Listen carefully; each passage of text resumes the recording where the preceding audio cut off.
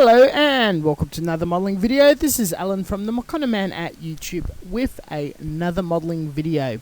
Today we'll be doing a product review tutorial again on filling seam lines. We'll be using the putty Squadron green. Now it does come in a white variety though, since styrene does come in whites and greys and whatnot. It's a lot easier to see the green effectively do its work in taking photos of work in progresses and whatnot. If you don't want the colour standing out as much, the white is also a good option. Now, a little background information on this particular product. There is some health warning signs on the back. It is a tad nasty, so you want to be a bit careful of airborne dust, and when it's in its wet form, wash your hands after use before eating and whatnot. This is a chemical after all. Secondly, the advantage of this product, it does contain certain elements where it actually sticks, etches and eats into the plastic, so it becomes into the whole one piece theory.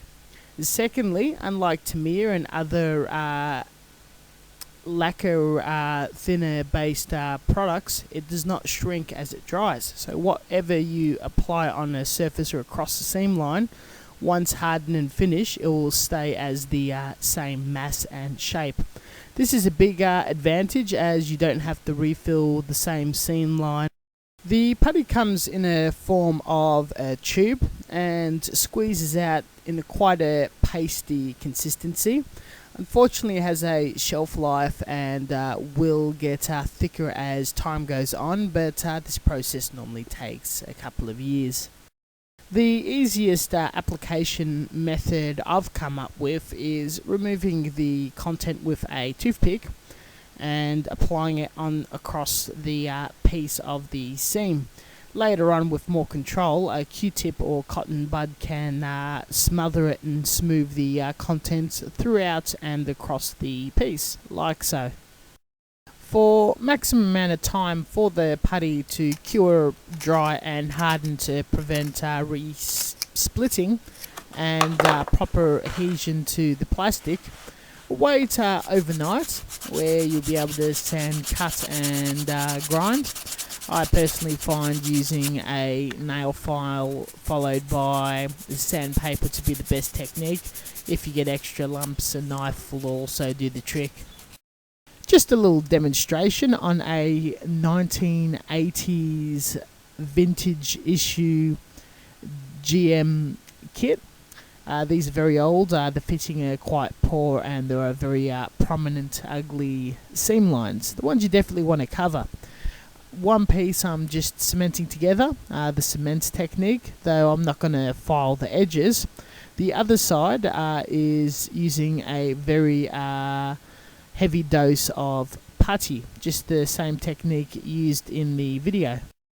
Now, I've only used one layer of putty, even though it is a bit thick, because the seam seems to be jumping out at half a millimeter or something like that, with a bit of a gap here and there throughout the run all the way around. If paint or primer was to be applied over, it would be ugly, though on the left the putty has been sanded and filed down sufficiently, still not requiring a lot of time.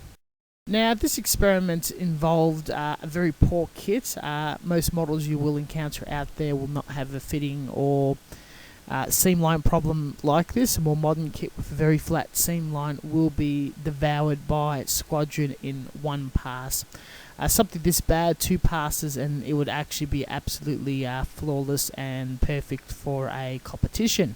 But this is just an example in one session, and the results is absolutely perfect. You would not get something this smooth and near solid with the Tamiya branded stuff, unless applied unreasonably thick.